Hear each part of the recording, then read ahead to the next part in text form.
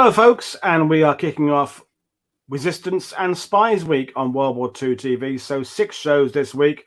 We are doing 2 set in France, 1 in Yugoslavia, 1 in the Netherlands. What's the next one? I forgot the next one. No, it's gone again. And then tonight we're going to Crete. So we're talking about what was happening there with the resistance, which, depending on which source you read, was one of the longest resistance campaigns of World War II, because sort of starting in 1941 right up to 1945. But my guest this evening is Kyle Glover. Good evening, Kyle. How are you? Good evening. I'm very well. Thank you for having me on the show. So the reason you're here is I put out a plea saying anyone got any subjects with regards to resistance that perhaps isn't France, come forward. And on Twitter, you duly did. And so you went on vacation holiday to Crete a couple of years ago, and you've spent a bit of lockdown kind of researching the resistance there. That's basically the story, isn't it? That's the long and the short of it. Yeah, went on holiday, thought, ooh, this is nice. Found out there's obviously tons of history there, particularly related to the Second World War, and started researching whilst I had a bit of spare time in lockdown, and found out surprising amounts of information about the place and the resistance and their role with British spies and secret agents. And yeah, as with France, as with Yugoslavia, as with other countries, there's an element of different factions within the country that want the Nazis and the Axis gone, that maybe have different visions for a future. And we're going to say right now, we're not going to get into the post-war situation here because it gets very complicated and lots of rabbit holes to go down. And then you have the assistance from the Allies. So you have the SOE type involvement in encouraging resistance there. So there's quite a lot of areas there. My frame of reference for Cretan resistance, and I think some people watching, is the old film Ill Met by Moonlight with Dirk Bogarde, yes, where he goes and kidnaps the German general played by Marius Goring, which is kind of the first memory I have of being aware of things going on in that part of the world. I haven't read particularly widely on it, but the point is we've brought you on because you have read a bit more widely on it, and you are going to talk about it today. So well, you, as always, you've kindly prepared a PowerPoint presentation, which you will talk over, and I, as usual, will jump in with points to clarify or questions from our viewers. And so I'll hand over to you. So let's talk about Crete in World War II. Off you go, Kyle. Right. Well, Ill Met by Moonlight was my jumping off point as well, because it is the classic by someone who was actually deeply involved in this sort of thing. But obviously goes quite a bit further back than that, quite a bit further back than the Second World War itself. So we just need to do a little bit of scene setting, just so we're all on the same page before we go any further. So Crete is the island right in the middle of this picture. It's the largest of the Greek islands. If you go one slide forward, you can see it's a fairly long, thin island, and it's absolutely covered in mountains. You go on to the next slide. All the red dots there are mountains, so it's basically a mountain range stuck in the middle of the eastern side of the Mediterranean. If you go, sorry.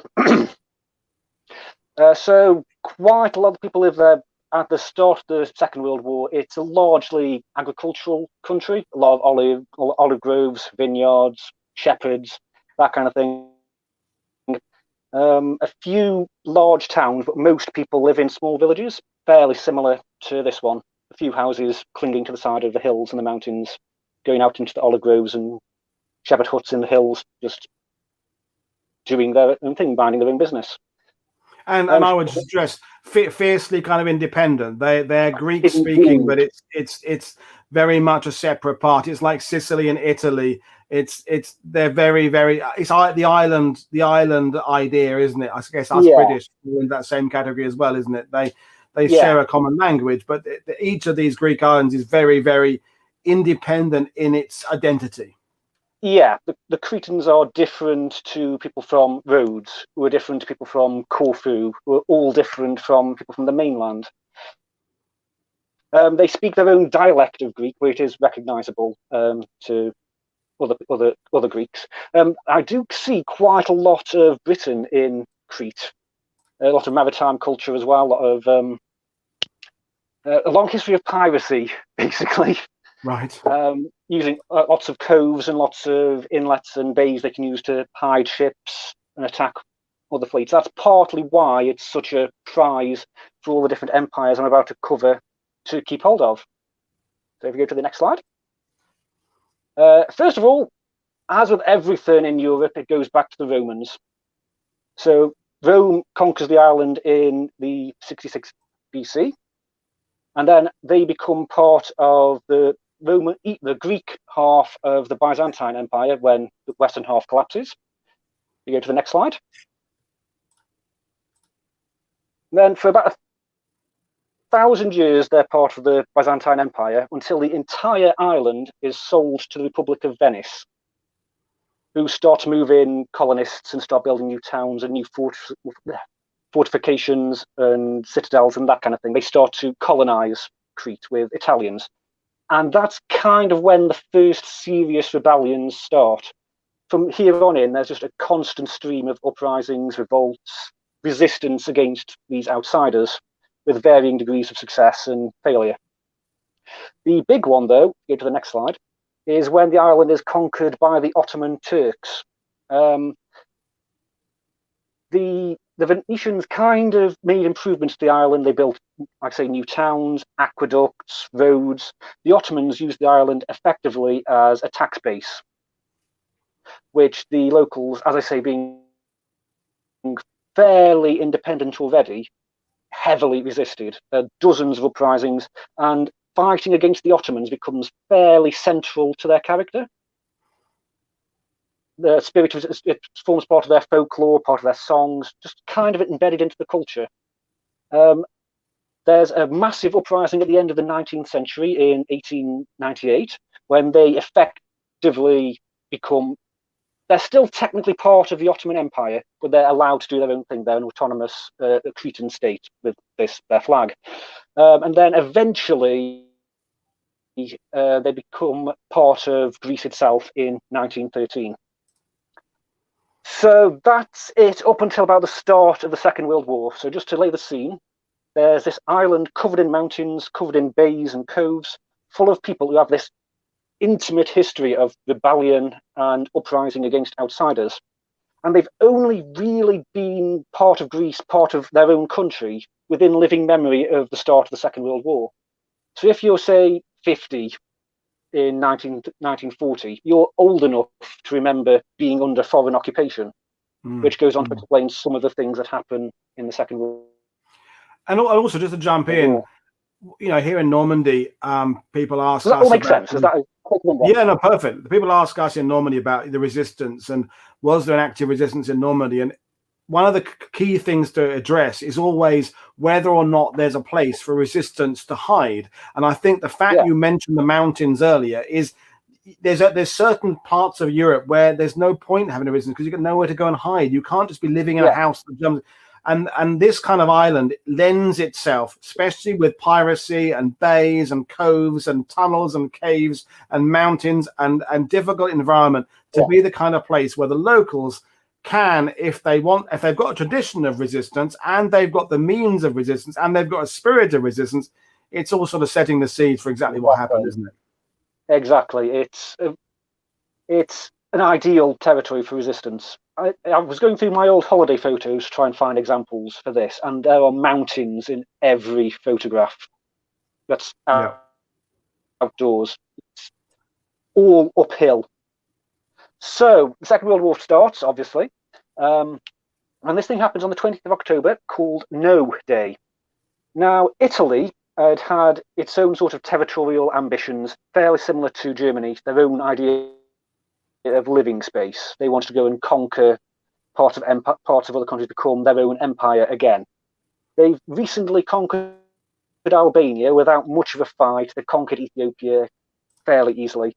And after having a bloody nose invading France, they get this idea of, we can recoup some of this lost prestige by attacking Greece. I mean, God, come on, they're Greece. They're going to just hand over, aren't they? So the Italian ambassador strides up to this chap, Prime Minister Metaxas, and demand that they effectively occupy the country, take up key positions, have their troops given free access to the country, or there will be war. According to legend, the Prime Minister just looks up and says, no. Although he probably said, well, then it's war. Both equally sort of laconic, Spartan-like, because he was from the modern city of Sparta. And the war begins. It's kind of a moot point, though, because Italian troops had already started to invade. It was just a formality. They think it's going to be a walkover. No, go back. All right, they're going too far. Yeah. Well, yeah, slightly too far. So the Italian army invades, thinking it's going to be a cakewalk. They're just going to stroll in, take over the country as they did elsewhere. But they don't. The Greeks resist with everything they have. Reservists mobilize themselves. They put on their uniforms, grab their guns, and just head for the front without waiting for orders. People just help them and carry their supplies, carry weapons, carry ammunition. Everything just goes to the front by itself. And not only do they hold the Italians back, they push them back and invade Albania. Now, there are, as we've seen with the recent death of Prince Philip, there is a long connection between Britain and Greece. The royal families are interconnected, and Britain was a protector of Greece at the time. So if it looked like Germany was going to invade, Britain would step in and send troops to help. And if you go forward, that is what happens. Germans invade in April of the next year and effectively sweep through and conquer the country fairly quickly. There's about 60,000 British troops in Greece who basically march up to the front line and then retreat back to Athens and leave. It's a bit of a mess of marching back and forth and up the hill and down the hill and then leaving. So by the end of April, most of mainland Greece has been conquered. The king and royal family have escaped Crete. There's troops stranded from Crete that have left and gone to the mainland who are now stuck there. And there's only a small garrison and a few thousand British troops on Crete itself manning the defences. So if you go forward. So 20th of May, the battle for Crete begins with a massive airborne invasion. As is famous in all the history books about the history of the Second World War, mentions this battle. So there's as I said, there's Greek soldiers, British soldiers defending the island. But a peculiar thing is noted on Crete: the civilians join in the battle right away. There's a quote from a British army officer who would go on to join SOE, and he says something to the effect that in other countries in Europe, it took months to set up an active resistance. In Crete, the resistance was born as soon as the first German boot hit the ground. Now, there'd been a protest, riot, uprising, whatever you'd like to call it, against the Greek government. As I say, it gets very complicated even when the war's happening a few months beforehand. So most of the country had their privately owned weapons confiscated by the Greek government. But the most remarkable thing is people just turn up and find British soldiers, find Greek soldiers and say, I want to fight. How can we help? People from my village are coming. How can they help? And they turn up with the most bizarre array of weapons. So one chap records seeing troops armed with axes, sticks, and knives. And there's a 19-year-old lad who's tending his father's vineyard when he sees the parachutes landing and the Germans invading. And he runs to his house and grabs his own rifle with a handful of bullets and goes up and links up with men from his village who are carrying shotguns, old pistols, and swords. Wow. And there's even one chap who turns up with a broken Martini Henry rifle that's so badly damaged he has to take a shot and then pushes a stick down the barrel to push the spent cartridge out before loading a new one. That's what they're trying to fight against the elite of the German army with, the German military with, to defend their homes and their island.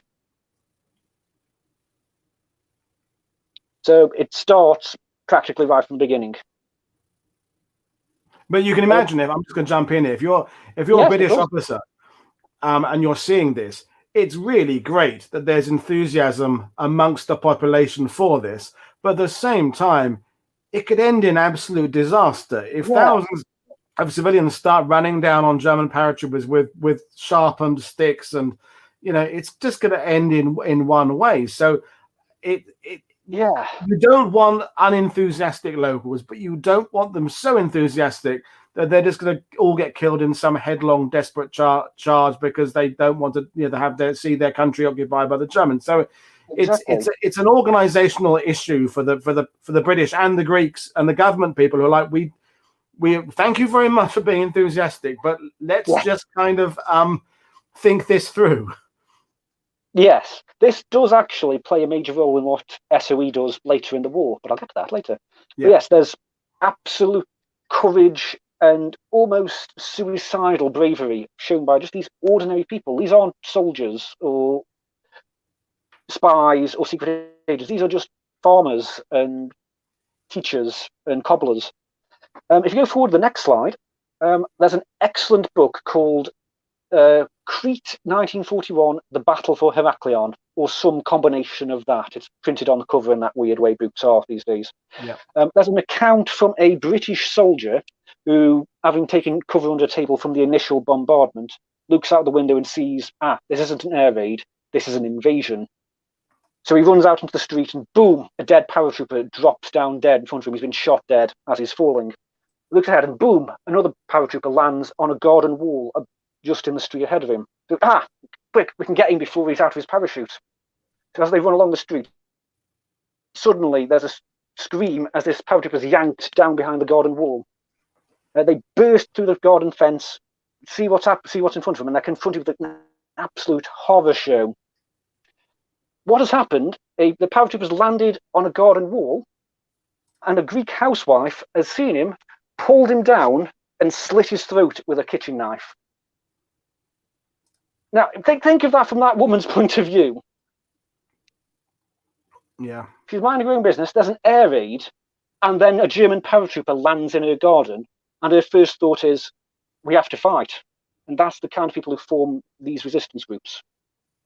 Yeah, it tells you something about the mentality of these people. They are just, when you travel. I mean, I've been to Malta, I've been to Sicily. Those island people are. I got into a kind of a scuffle with a taxi driver in Malta about football. It was just because they're fiercely loyal to what they're stubborn. I mean, and I'm stubborn as well. So it all ended with smiles and stuff. But you realize those island people, you don't piss them off. Yeah. The British soldier says she didn't look frightened. She looked angry, which I think says it all. There's another account. There's another account, a woman only known as Mrs. Katsoulis. By the way, I don't speak Greek very well, so I am going to butcher these pronunciations. So, sorry, everyone. But this one, Mrs. Katsoulis, she leads a group of girls to help the wounded, drag them to safety, act as nurses effectively. And they begin to rip up the bed sheets that they were supposed to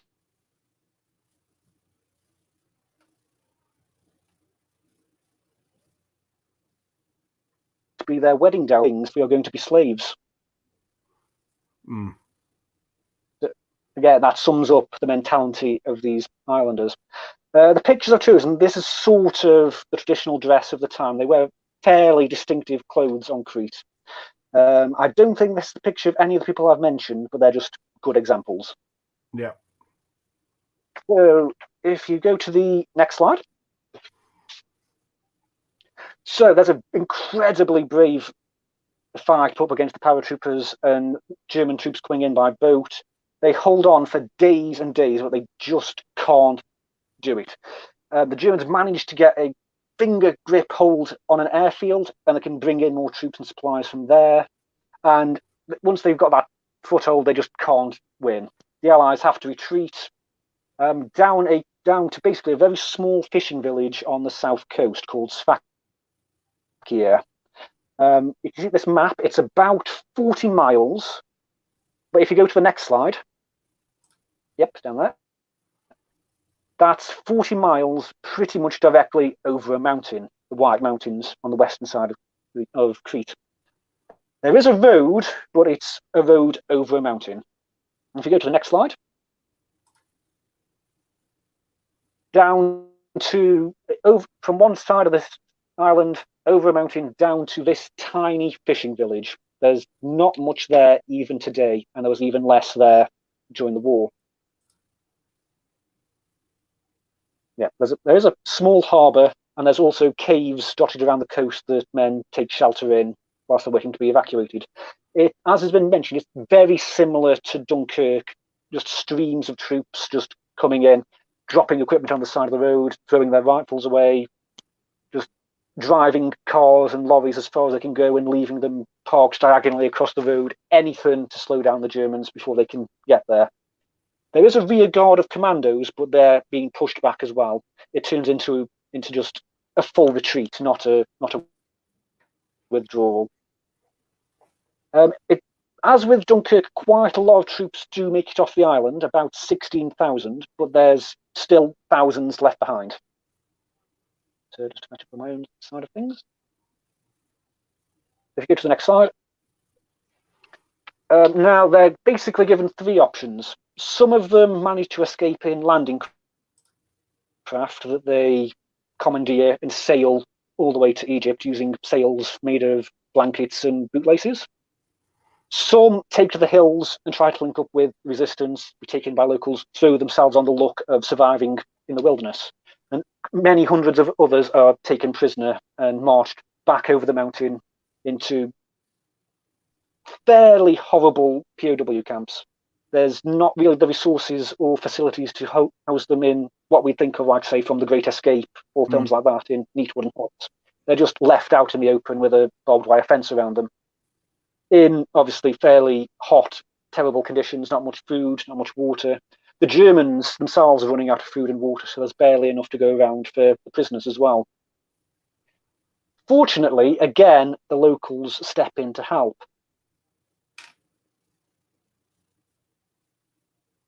As they're marched over the mountain, people put out food and buckets of water for them. As they march,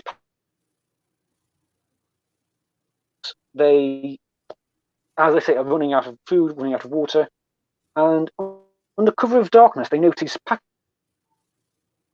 being thrown over the fence. When they look out, they can see that it's local women who are coming up the fence and throwing packages of bread and food and other supplies, specifically for them to carry on and to survive with. Some of them are caught and beaten up, and they think that's it. They've only done it once, they won't be back again. But the next night, they come back and they throw more food over the fence. And the next night, being caught, sometimes they get caught, sometimes they manage to get away, being beaten up by the German guards each time. Eventually, they even start to send in their children, some being beaten up and caught with British soldiers booing and jeering at the guards as they do so. If you go to the next slide, however, after the war, some of the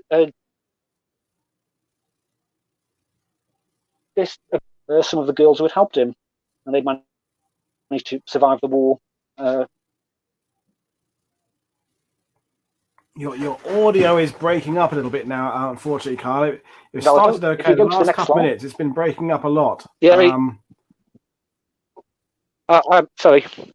But to recap, put in POW camps, local civilians, local women throw food packages over the wire fence, and eventually, after the war, they're reunited, having both survived.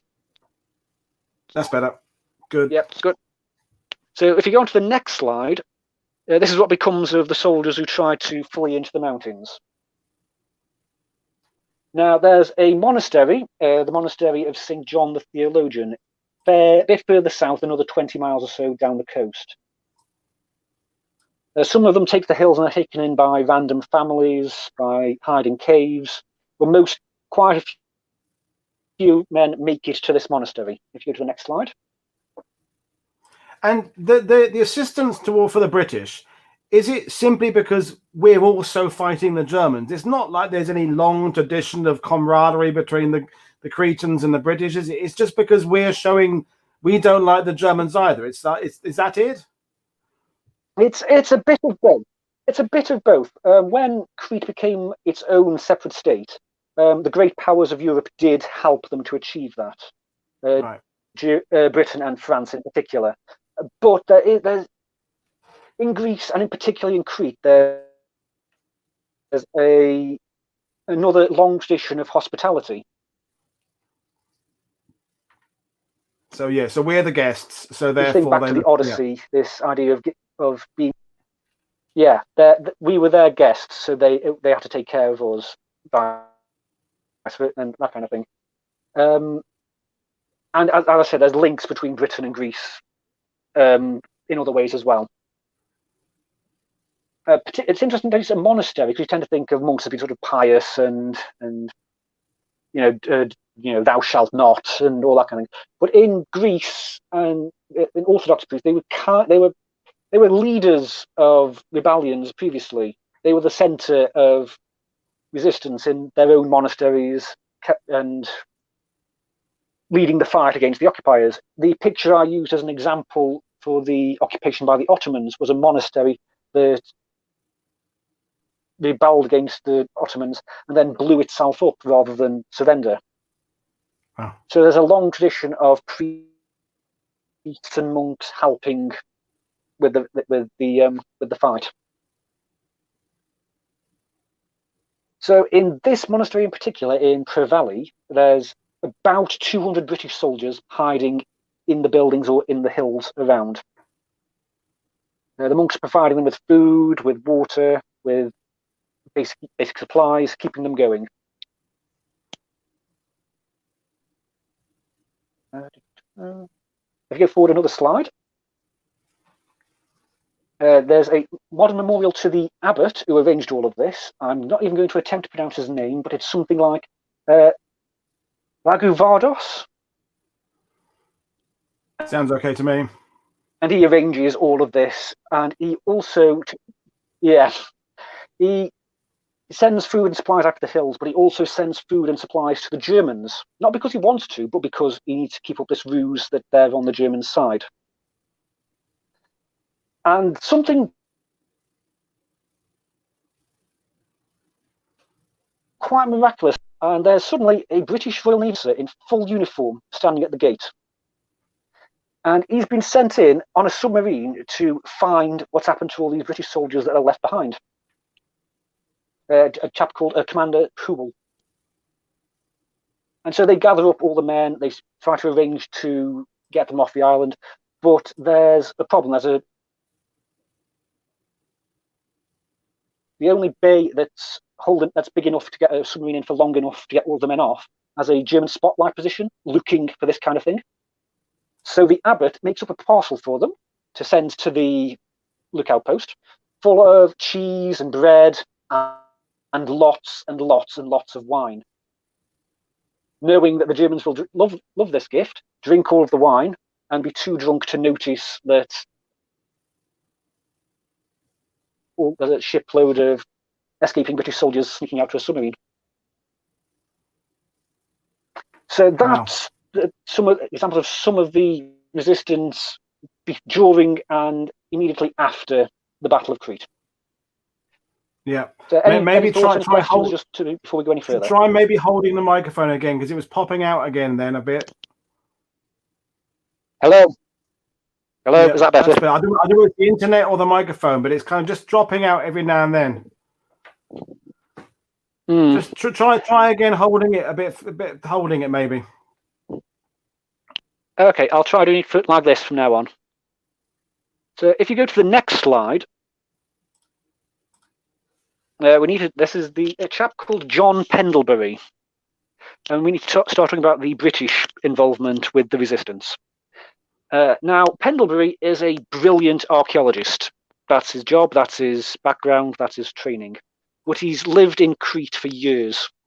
He knows the language fluently, he knows the landscape, he's made contacts and friends all over the island from all of his digs, and he's the curator of the museum and the big archaeological digs near to the capital. So he's very well respected both on the island and back at home. He's the go-to guy for anything about Crete.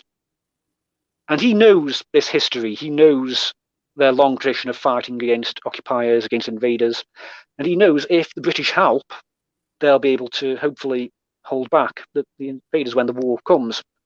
So in a couple of months before the start of the war, he suggests this idea to the British government, and he sets off setting up what are effectively guerrilla cells ready-made to be activated when the Germans invade. He does this all on foot. He's striding up and down the island. The only weapon he carries is a sword cane, one of those sort of walking sticks with a blade hidden in the handle. That's the kind of guy he is. There's a fairly famous picture of him wearing some of the artifacts he's found. He's one of those proper old school adventurer archaeologists. And when the invasion starts, he immediately sets off. He starts activating all of his men, getting everything together. But unfortunately, he's wounded and taken to a nearby house for treatment. He's treated by a German doctor who sort of patches him up, and his friends give him a civilian set of clothes. A couple of days later, however, the Germans come back, see he's clearly a British man wearing civilian clothes, and they shoot him dead on the spot as a spy. And there's some theories that he might have been deliberately, targeted to remove him because he knows so much about the island and could be, a leader of these kind of things. So if you go to the next slide. One of the people who he gets in contact with is this chap, a chap called Georgios Petrakis. He's a merchant, fairly well off.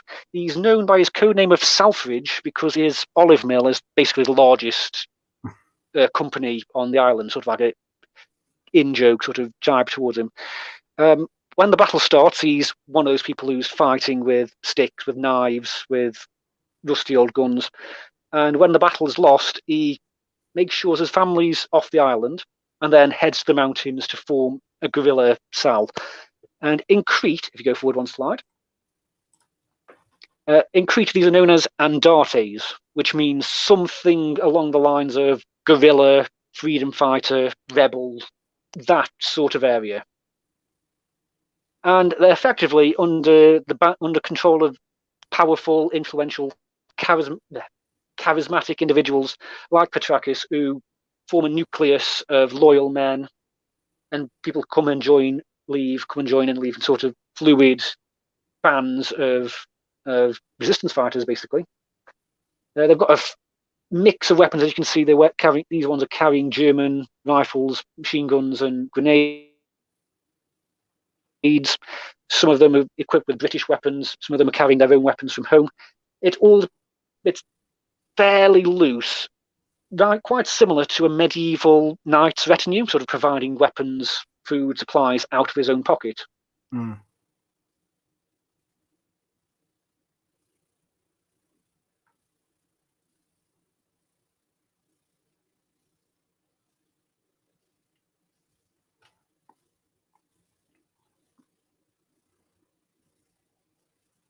We've lost you completely now. Are you still there?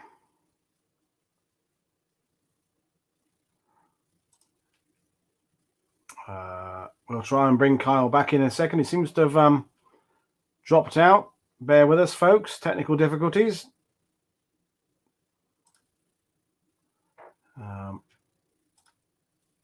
Yeah, we've temporarily lost Kyle. Yeah, well, we'll try and bring him back as soon as he's gone. He'll be back in a minute, hopefully. So yeah, frame of reference. This is we're going to get into the SOE later on because I've got the PowerPoint in advance. So this is comparable to France, where in a sense, well, some countries the SOE has to go in and set things up from scratch.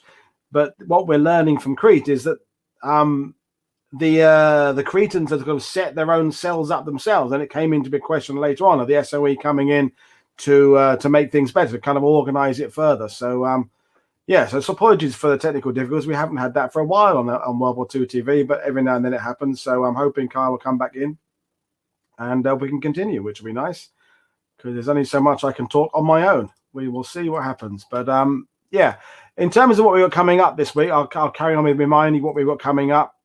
We have the Yugoslavia show, with Marco Hortmer, which I'm particularly looking forward to. So Chetniks and partisans. We're going to look at the Operation Barbarossa. Was it affected by the invasion of Yugoslavia? Then we got the shows about the French resistance. We've got Matthew Cobb coming on to talk about a general show about the resistance. We've got Roman, a friend of mine, Normandy tour guy, coming on later in the week to talk about the specific dealings in Normandy with resistance. And then we've got Sophie Poldermans talking about those 3 Dutch women who were seducing Nazis to kill them. And it looks like we've got Kyle back. Yeah. Sorry about that, everyone. I've just completely lost internet access. Well, the good thing is you're better in focus now. You seem to be better with a stronger signal, so that's good. Wonderful. I was just killing time when I was just reminding people what we got coming up, so it's good. Excellent, good. Plug the next show. So I was saying something about German machine guns and equipment. What about they had captured equipment, and then there was a conversation in the sidebar about the fact they've got binoculars, which is interesting because it implies they're gathering information as well as just blowing things up. That source of information, which is so important as well. Yes, there's an awful lot of information gathering and espionage as well. Just looking at this picture, this is effectively the national dress. This is how they all look: the distinctive leather boots, waistcoats, small turbans on their heads. This a fairly distinctive look that SOE agents have to adopt when they arrive shortly. So if you go to the next slide, there's an awful lot of messages to be carried in a place where there's not very many radios. There are telephone lines, but they're fairly rare and far between. So most messages are carried by people like this chap, George Psychondakis. He's fairly famous as the author of a wonderful memoir about his time in the resistance. And they operate on foot, walking, running hundreds of miles to deliver messages that are vital to inform people of what's going on, what's happening with the Germans, what's happening in the wider world. And these people make the resistance possible. So if you go to the next slide. So enter Special Operations Executive. And this is the area I kind of know a bit more about, so I can go into a bit more detail here. So after getting troops off the island, the chap on the right, a chap called Jack Smith Hughes, volunteers, having escaped, to go back, knowing there are more men in the hills stranded. We need to get them out. So he and the chap on the left, a chap called Zan Alexander Fielding, arrive on a submarine. They sneak back and they begin looking for Allied soldiers who are still trapped, begin making connections with the resistance. Fairly typical of what you'd expect from SOE agents elsewhere. They arrange for radios to be brought in. They arrange parachutes, drops of supplies to come in. They also, it's kind of difficult to explain, but they're kind of diplomats as well. They oversee disputes between different bands of fighters. They oversee disputes within families as well. As I say, there's a very systems based on honor and justice and that kind of thing. They oversee these sort of areas.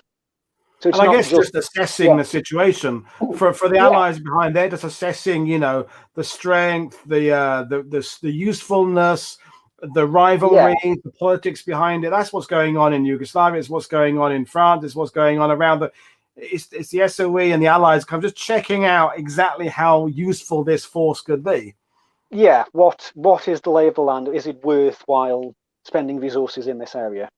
Because we have to remember at this point, when we're talking 41, there aren't arms and munitions growing on trees at this point. There's the Churchill wants to strike back, but there's resistance units being formed in numerous different countries. We've got, Rich Duckett was on a couple of weeks ago talking about what's happening in Burma. You've got North Africa, you've got France, Norway. There's weapons are being churned out in factories, but there's where do you put them? Where is the place that's most likely to do the best job with these resources?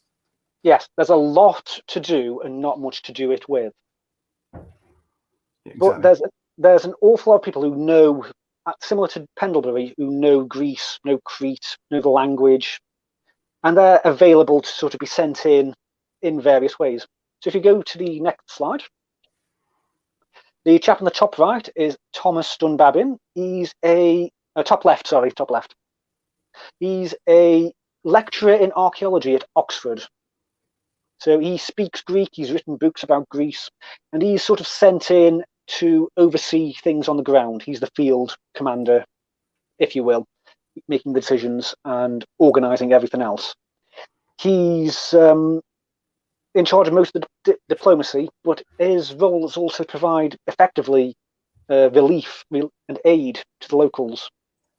People come to him for help when their village has been burnt down, when their family have been injured, and he gives out assistance as well. So it's not just sneaking around, cutting throats, blowing up fuel dumps. There's much more to it than the cloak and dagger things we begin to expect.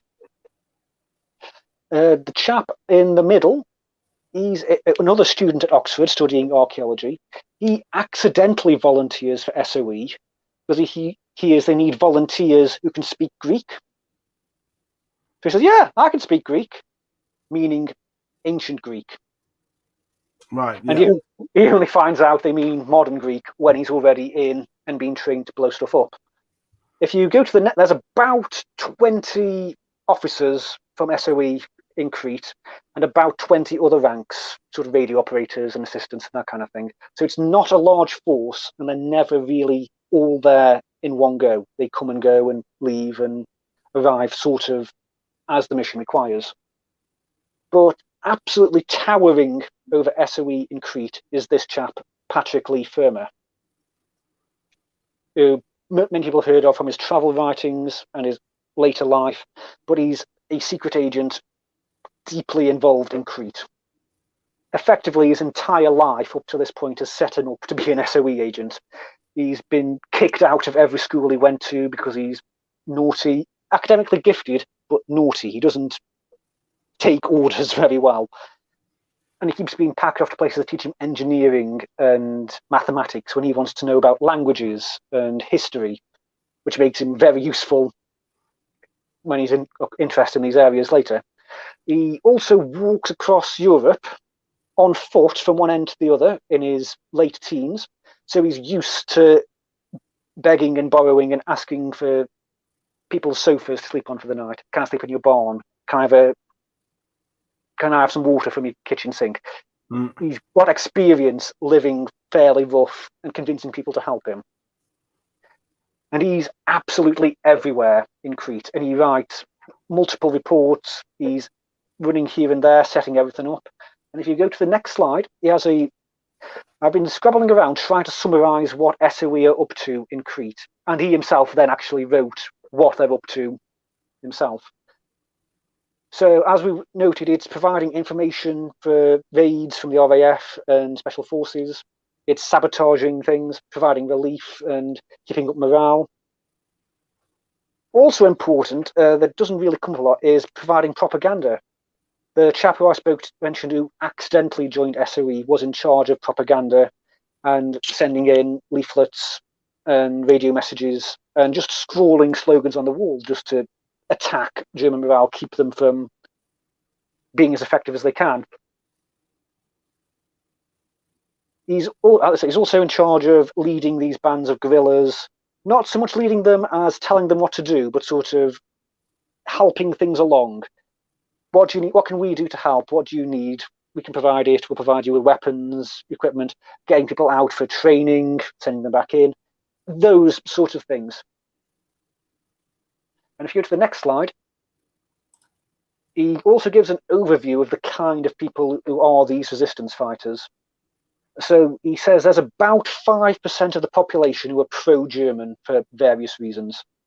60% are pro-British, but can't really help one way or the other. And that leaves another 35% who can help, and then lists what sort of people they are. Shepherds, monks, priests, teachers, all walks of life from Crete join up. If you go to the next slide. Part of these guerrilla bands who help lead the fight. If you go to the next slide. He also goes on, as we mentioned before, the kind of places they're hiding, which is caves, shepherd huts, that kind of thing. If you go again for the next 2 slides briefly. I would say the island's absolutely riddled with caves, some of them massive, you can fit entire towns in them, others are just small enough to sort of crawl into and hide for a couple of hours. And if you go to the next one, these sort of, the best way to describe them is sort of dry stone wall houses. The sort of one-room shepherd's huts that are scattered all over the mountains, the places where people would go just to hide out in like bad croft weather. in Scotland, like those little kind of shepherd's croft thing, as you see them, Shetland Islands things. Yeah, just somewhere to hide out, just keep out of the snow, keep out of the rain. It's a Greek island in the Mediterranean, but the weather does turn really nasty. There's been massive amounts of snow over the winter there this year. Flooding's destroyed loads of houses and villages recently. So it's a beautiful holiday destination, but it can be a tough place to be, especially with not much resources and angry Germans chasing after you. Yeah. So that's a little bit of what they're up to. Fairly exciting stuff, sneaking into arms dumps and blowing them up.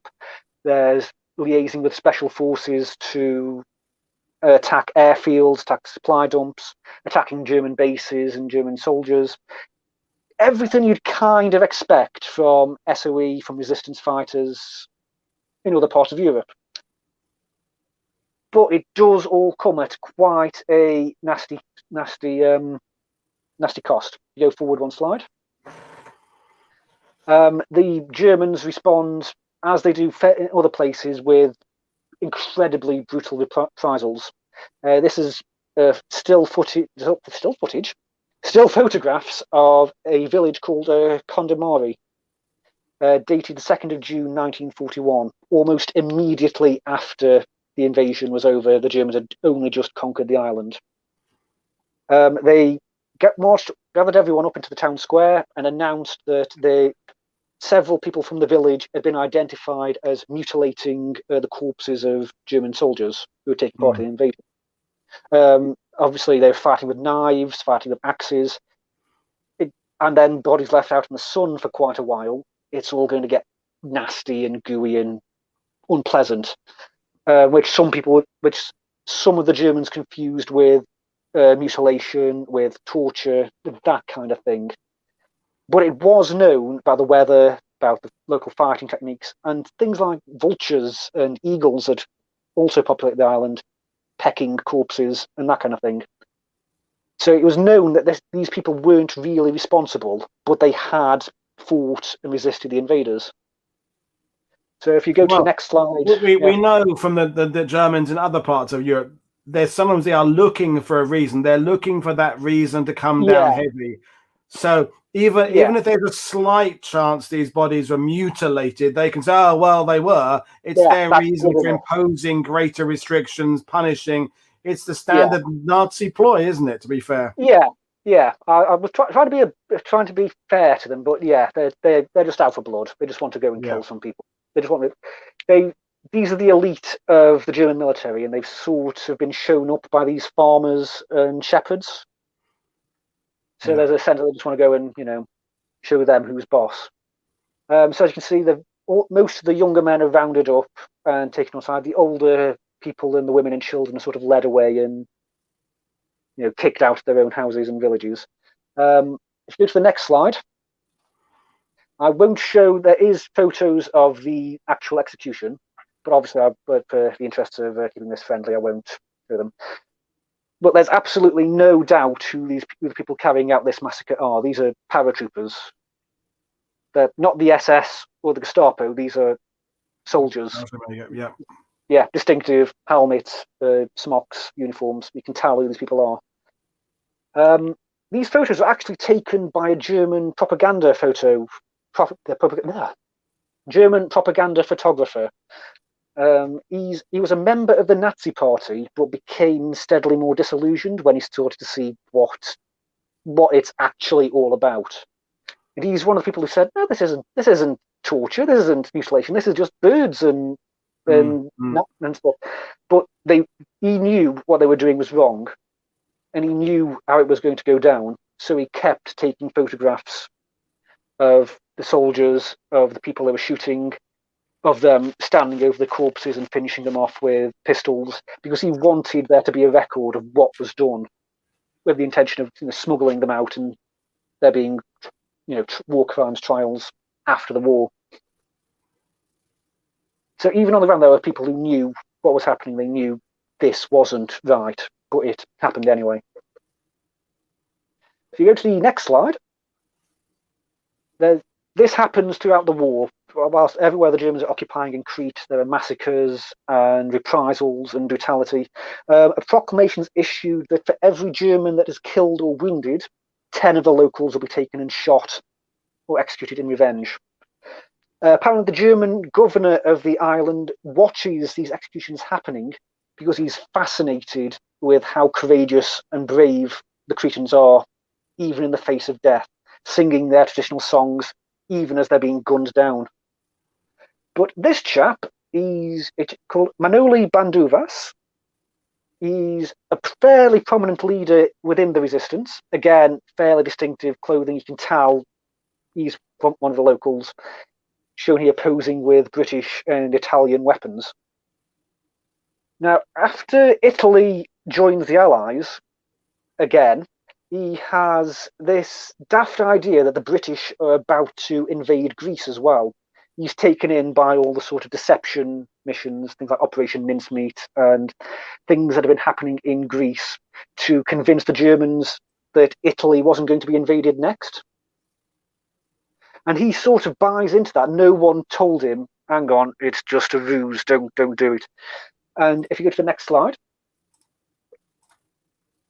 he and about 40 of his men carry out an attack on a very small, almost pointless German outpost at a place called Kato, Simi.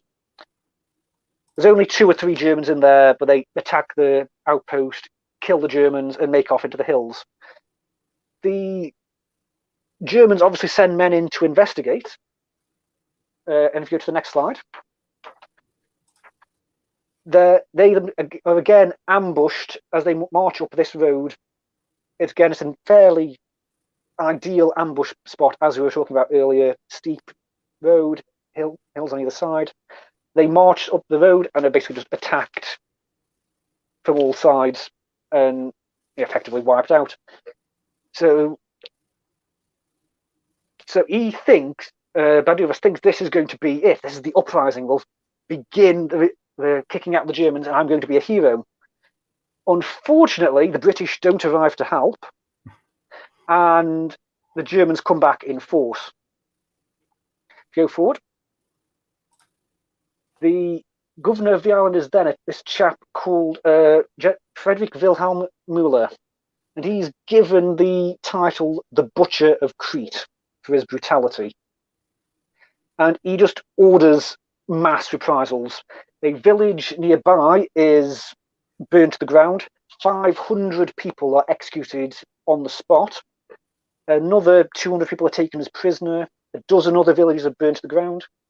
And if you go to the next slide, the village I used an example, Vienos, is again burned to the ground and completely destroyed. That's the price of rebelling against the Germans in Crete. But people still resist, knowing the consequences, and in some cases asking for the consequences.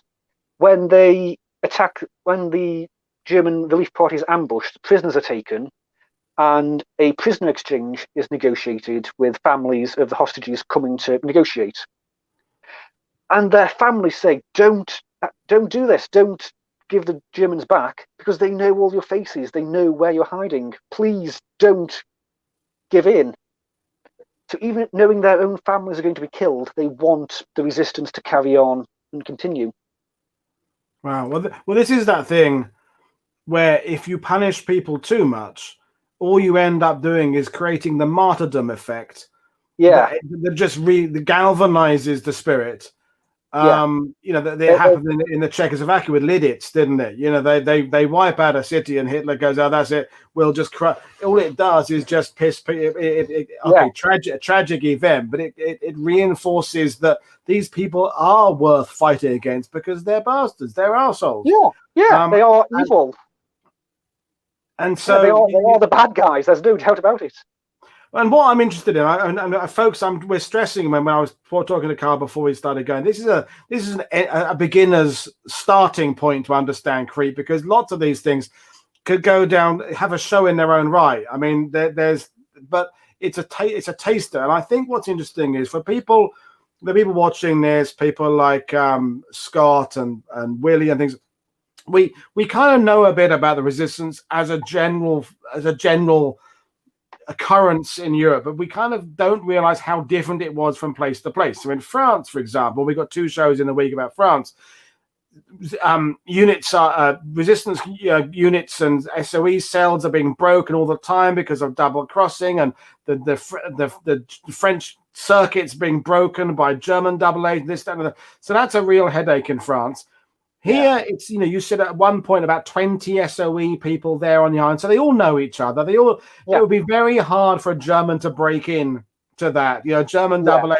So it's funny how, not funny, peculiar how what they're setting up is going to have what the problems they face in one country is completely opposite the problems they face somewhere else. And in France, for example, the Netherlands. Germany, the Third Reich needs the Netherlands production. It needs the factories. It can't start wiping out civilians because those civilians are working in the Philips factory or they're working at the docks in Rotterdam, whatever it be. So the way the Germans are dealing with resistance has to be different from location to location. And the way SOE get involved has to be different from location to location. So when we say, oh, there was resistance, we don't always give enough credit for how different that is depending on where you are. And as you mentioned earlier, with different kinds of resistance, we mentioned earlier that SOE were kind of keen to know who different groups were and to suppress too much enthusiasm to fight back, because you do start to see that happen being reported in SOE's reports and notes that they send back to Cairo and back to London. They're not so much as sabotaging the resistance, but keeping them under control, if that makes sense. By 1943, they know the war's over. They know Germany's going to lose. It's just a matter of when. And they're starting to look towards the future, what's going to happen after the war. And they know in Greece there's different factions, communists, republicans, all manner of different factions, all competing for resources. And they know this might boil over. And they don't want to hand a propaganda coup to the communists if there's a massive uprising that they organise, that is then incredibly brutally suppressed and lots of people get killed. They don't want too many people to be killed fighting for them. A, because it looks bad, but also as SOE agents, they're living amongst these people. They know these people. They don't want them killed or captured as much as anyone else. And that, I think, presents that next question of that, if you like, divided loyalties. Because when they start living on people like these SOE guys, they're there. They've got friendships there. They're trusted by the fact, this hospitality spirit you mentioned earlier, and yet they are there as representatives of the SOE. We know the SOE is having all sorts of meetings about this, and this is Churchill, in a sense, beginning to kind of carve up the post-war map of Europe. They're thinking about the next stage. Already there's the thoughts about, I mean, we're not going to go down that rabbit hole, but of independence and this, that, and the other that we said we wouldn't do and we won't do there. So it must have been quite difficult for these SOE guys to kind of have to, in some cases, lie to people, because, you're probably having to promise things that you can't really deliver on. And, we'll support you after. I mean, we know that happened in Yugoslavia. We know it happened in France. We know it happened around the world. And I'm also interested in this legacy, because I did my comics shows back last year and had some of the Commando comic book, right? I had to look through some of my collection. I've got a few Commando comics set in Crete. and they're always about blood feuds and this sort of sense that if you piss off a Cretan, you'll well, look at Guns of Navarone. I know the Andreas character is this idea that Mallory, played by Gregory Peck, is going to get killed by Andreas as soon as it's something to do with how the war panned out there has left this indelible idea that you don't piss off these guys. Yeah, I wouldn't want. I was quite concerned saying their names. If I get them wrong, I might be in really big trouble here. But no, they're the kind of people who, as with this on concept of hospitality, they're incredibly kind to their guests, incredibly ferocious to their enemies. Yeah. It's interesting you mentioned blood feud, because that's one of the things Patrick Leigh Fermor mentions in his notes, and something he was actually involved in. Now, this goes a bit further beyond the Second World War, but when he's leading his band of guerrillas, he accidentally shoots and kills one of his guides, a close friend of his. It's the old fashioned thing of cleaning the gun and it goes off in his hand. Right. Yeah. The bullet hits his friend, kills him on the spot. And other members of the resistance try to cover it up. They say, right, we'll just say he went to Cairo. He left the island to go for some training and then died there. But as the war winds down, he goes to his friend's family and apologizes. And the family just say, look, is it true that you shot him? He says, yes, it is. Then we have nothing more to say. And he turned around and left on the spot. Leigh Fermor then lives his life back in England, builds a lovely house in Greece. Eventually, he goes back to try to make amends a few years after the war, and can't find the family. They won't speak to him. But they speak to another local who warn him, don't go down this particular route back, because he's waiting for you. Even years later, he was prepared to kill an SOE agent who'd worked with him for killing his brother, even though it was accidental. So this system of blood feud does exist on the island among locals. Although it does have a happy ending, they are eventually reconciled with the birth of a mutual goddaughter. So again, children.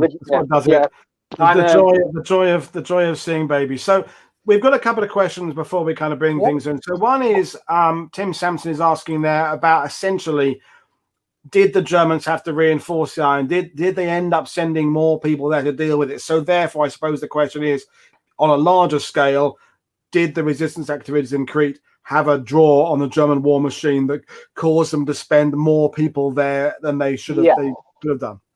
Yeah, at the height of the occupation, there's about 40,000 German and Italian troops in various places around the island. So that's 40,000 troops who aren't anywhere else.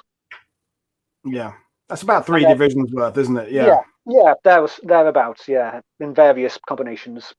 So that as a big knockout punch, they're not terribly effective, but as a distraction, they're incredibly useful for just keeping Germans busy. Yeah, and the other I was thinking about asking this myself, and it's about the food situation, because those aerial photos it's a very dusty rural where you're eking out a living there, you're eking out an existence, and then there's, as you said there's 40,000 Germans on the island who aren't part of the native population then. And so how did the food situation go in World War II? Were the Cretans on rationing? What was the situation? In Greece as a whole, there was very little food. They're on border when the Allies re-invade Greece itself. It's noted that they're on borderline starvation rations, and to expect this to be part of what you'll have to deal with when you arrive. Crete itself, it is actually mentioned in SOE's reports that Crete fared a little bit better, just because they're used to such a rough existence. They have nothing, so there's nothing to take away from them. But again, to keep bringing up, Patrick Leigh Fermor in an interview flat out says there was tremendous hardship, but they never let us go without. As were the people who were throwing food over the wire for prisoners. The Cretans were prepared to go hungry to keep the SOE agents and the resistance fighters fed. And final question, really, and I know what the answer is going to be, but I'm guessing you think that this is a theatre and that hasn't been explored enough. Yes, we've got these memoirs by people who were there, but as we've talked on other historiography shows, they're kind of 30, 40, 50 years old now. To the best of my knowledge, no mainstream kind of author has tackled the fighting there in this sort of modern reappraisal way. Is that fair to say? Yeah, the big book is Anthony Beevor's Crete, The Battle and the Resistance. But I looked it up. That was published when I was 2 years old. Yeah. That's the go-to book. And everything, even other big books about the history of Crete, all reference his book. It's a great book. It's wonderful, but it's 30 years old. Which and when I had Frank McDonough on talking about his books on the rise of the Nazis, he said that he fully expects and wants his books to be considered out of date in 10 years' time. Because that's how all historians should be acting. It's constantly a process of reevaluation and reinterpretation and interpreting the events for the audience you're writing to now, as opposed to the audience they're writing through 30, 40 years ago. Yeah. When I did my show with John Coldstream, Dirk Bogart's biography, and we're talking about those movies, They Who Dare and Ill Met by Moonlight, they're as good as they are, they're definitely of their time. There's not much nuance now. With big booming fanfare soundtracks. Yeah. And the brave Cretans are, although they're brave, they're rather one-dimensional as characters. It's the Brits do the thinking, and the Cretes just kind of run and take messages. And I think it's definitely a theatre that, if you think of how many books there are in the French resistance, I know it's a much bigger country, France. As I'm finding out when I have Marco on tomorrow, there's not much about the resistance in Yugoslavia, at least in English for our kind of audience. Yeah, so, I was worrying this is a bit too SOE focused, but that's where most of the sources are. That's where most of the information I can get hold of, because there is an awful lot in Greek, but it's all Greek to me. So nice pun. And I guess there's going to be some certain stuff in German archives as well. So it seems to me, if someone's watching and they're looking for a book project and they want to get their grips into something that's really underexplored, it would be Crete in World War II. And I don't necessarily mean the battle side. I think the paratroop drop, I think that has been covered. And even after battle have covered lots of that. And as we had mentioned of the Facebook page about the battle for Crete, but that's more about the kind of actual army against army stuff. I'm talking more about this under the surface resistance SOE side of things. And I say that these books written 40 years ago by those that were there, they of course have their value, but we now know that the books by people in other areas written who are there, they often they need to be used carefully and reappraised and even in my amateur, only really looking at this for the last couple of years, reading memoirs and then reading the original stuff in the National Archives doesn't always match up, if you see where I'm coming from. Well, we've got that with the show with Larry Loftus. And I remember what the sixth show was, the sixth place we're going to is Spain with Princess Aline Griffith. She wrote her memoirs, and when Larry went back and looked at what the OSS reports were there's some discrepancies, there's some differences there, as you would imagine, and it gets to that point where you kind of go look back and say, okay, there is a story here. How much of it is real? How much of it is embellishment? And but it's a really good starting point, and I appreciate what you're doing. So I just mentioned, folks, Kyle is part of the Foreign Field Living History group, who do multi-period displays when we're able to do displays, but they also have their own YouTube channel doing stuff. So Kyle has done some presentations there. So there's a link below to their YouTube page. All sorts of things. There's ones on a Sykes Fairborn fighting knife. There's ones you've done. There's ones Paul has presented that there. But that's worth checking out because there's some good content there. And like myself, anything we can do to help out other YouTube channels that are giving good content, we do. So there we are. Anything else you want to say? Any closing remarks, Kyle? I have two things. Can I plug some books? None of mine, but seeing as people will inevitably ask for them. Yeah. I love Snakes and Ladders by Stephen Verney. He's the chap who accidentally joined SOE. Not quite as simple as that, but It's only short, but it's basically his memoir of his life before the war and joining up and fighting in Crete. And he's really human. You can tell that he's not writing this for his own glory. He's writing this just to get the story across. The Cretan Runner by George Sakindakis. Strangely enough, he doesn't actually appear on the cover of his own book, but it's, again, a memoir of his time in the resistance, running around doing all these brave and that came things. up as a recommendation on Twitter 2 or 3 times in the last couple of days. So that clearly people have read that one and enjoyed it. It's great, very enjoyable read. His story is incredible. There can be a show about him himself. He was arrested because people thought he was a German spy, but then he was broken out of prison by Patrick Leigh Fermor, by other SOE agents who vouched for him, and he lived his life as a writer after the war. Right. And finally, a bit of an odd one, but The Fortress Crete. This comes up on eBay quite a lot, and it's by a Greek author who was a resistance fighter himself. So it gives the Greek point of view, what was happening from their side of things and how they saw the events. There's absolutely no sources other than the ones he publishes and repeats in full. So take it with a pinch of salt, but very interesting, lots of cool, neat little anecdotes. That's well a good starting point. And as we say, if someone out there who wants to do a proper decent book, then I think it's right for it, because we talk about it a lot on World War II TV. What is there to say about certain things? Again, there's certain things. I mean, I've done a Great Escape Week. Dan Busters comes up every now and then again, and of course, books on those subjects will sell like hotcakes. And D-Day, of course, how many books about D-Day every year, and SOE agents, and yes, they're great, these books there, but there are areas that have been, there are fields that have been more plowed than others, I think is the analogy I'm going to use. Yes, indeed. And can I just wrap up with a anecdote from Snakes and Ladders? Please do. It sort of sums up the attitude on the island towards the resistance and to helping fight the Germans. So this chap, his job is propaganda. He's there to pass out leaflets, send radio signals, disrupt communications, that kind of thing. And he stays with an elderly couple in one of the main towns.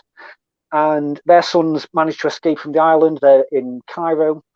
And so this family take him on effectively as their own son. And they come up with a plan that if the Germans ever knock on the door and raid the premises, he's to climb up a ladder, get onto the roof, lock the hatch behind him, and then escape over the rooftops. And then he asks them, well, what are you going to do? And they just shrug their shoulders and say, well, there's no escape for us, but just tell our son that we were brave. Wow. And that sums up the attitude of the island of Crete during the Second World War. And a perfect way, therefore, to end the show, because it says so much more, that one line, than us rambling or me rambling could do it. They're unique people, unique island, and definitely something worth exploring. And those people like Martin Harley who've been there said it's a place that, well, as you have, gets under your skin. You want to go back and do it. I had the same experience in Malta, and I want to go back to Malta again. And well, at least we have some more modern appraisals of what happened in Malta. But I think Crete is sorely in need of some reinvestigation, I think. Yeah, it deserves it. These people deserve to have their stories told as often as possible.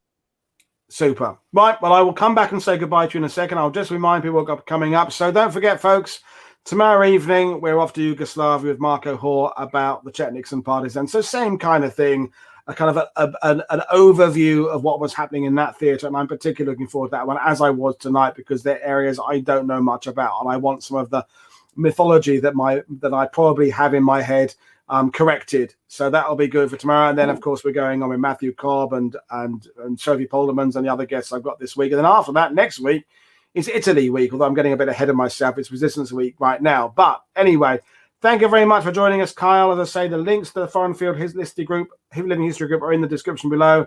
I'd like you to come back again in the future, perhaps on a more specific angle of Crete, if we can look at one of these figures or one of the operations there's in a future Resistance Week, or maybe I could do a Greek Islands Week, or I don't know. There's all sorts of possibilities I could do. But anyway, thank you very much. That was really good. So everybody watching, I will see you all again tomorrow on World War II TV. This is Paul Woodedge and Kyle Glover saying good evening and take care of yourselves. And don't forget, people, check us out on Patreon as well, because every bit of help you can give us is most appreciated. So thank you very much. I will see you all again very soon.